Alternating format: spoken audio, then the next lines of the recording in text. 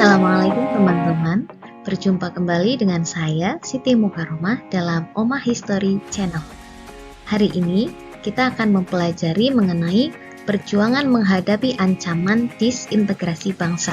Namun, tidak semua peristiwa akan kita bahas langsung pada hari ini, melainkan fokus hanya satu peristiwa saja, yaitu pergolakan yang berkaitan dengan kepentingan, khususnya pemberontakan Angkatan Perang Ratu Adil atau pemberontakan APRA.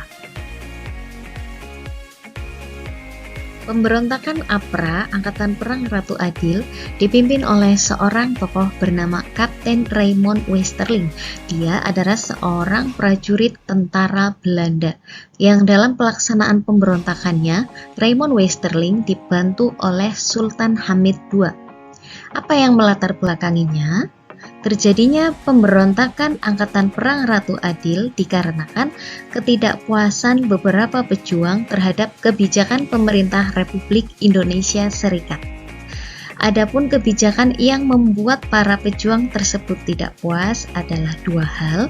Yang pertama, pembentukan APRIS, Angkatan Perang Republik Indonesia Serikat. Menurut kesepakatan KMB, Konferensi Meja Bundar, Angkatan Perang Republik Indonesia Serikat terdiri dari dua unsur, dengan unsur utamanya berasal dari TNI, sedangkan unsur yang lainnya diambil dari bekas tentara KNIL atau Tentara Kerajaan Belanda. Hal ini menyebabkan para mantan tentara KNIL tersebut merasa khawatir akan kedudukannya. Kebijakan yang kedua yaitu kembali ke Negara Kesatuan Republik Indonesia. Pemberontakan APRA dilakukan dengan tujuan yang pertama untuk mempertahankan bentuk negara federal di Indonesia. Ketika Indonesia berbentuk negara Republik Indonesia Serikat, ada 6 negara bagian yang pernah berdiri di Indonesia.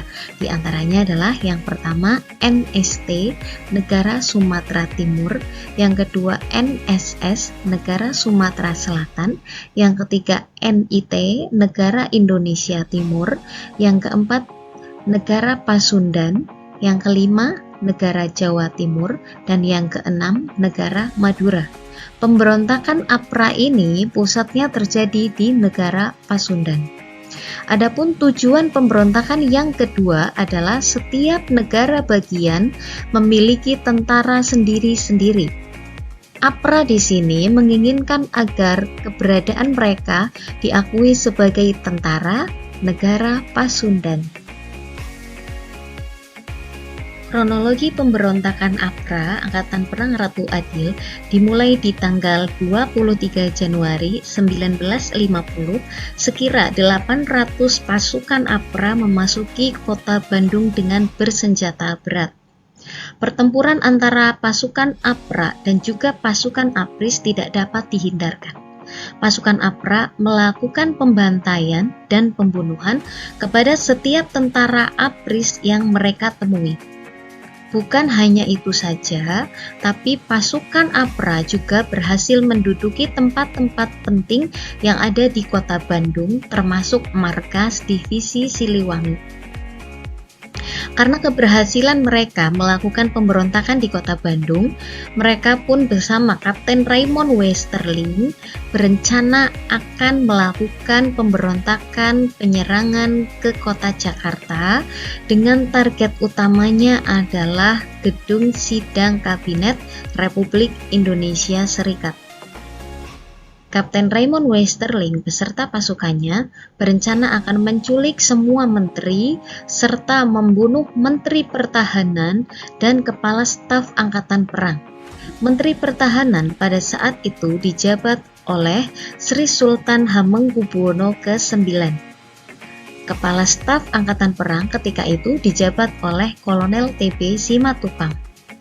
Beruntungnya, pasukan APRIS berhasil memukul mundur pemberontakan yang dilakukan oleh pasukan APRA, sehingga penyerangan pasukan APRA di kota Jakarta berhasil digagalkan.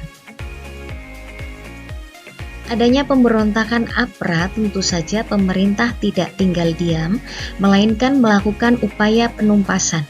Upaya penumpasan dilakukan oleh Perdana Menteri Republik Indonesia Serikat yang ketika itu dijabat oleh Muhammad Hatta, melakukan perundingan dengan Komisaris Tinggi Belanda yang ada di Jakarta. Dengan hasil, Raymond Westerling didesak untuk meninggalkan kota Bandung. Namun, di tanggal 26 Februari 1950, akhirnya Raymond Westerling berhasil ditangkap di Singapura.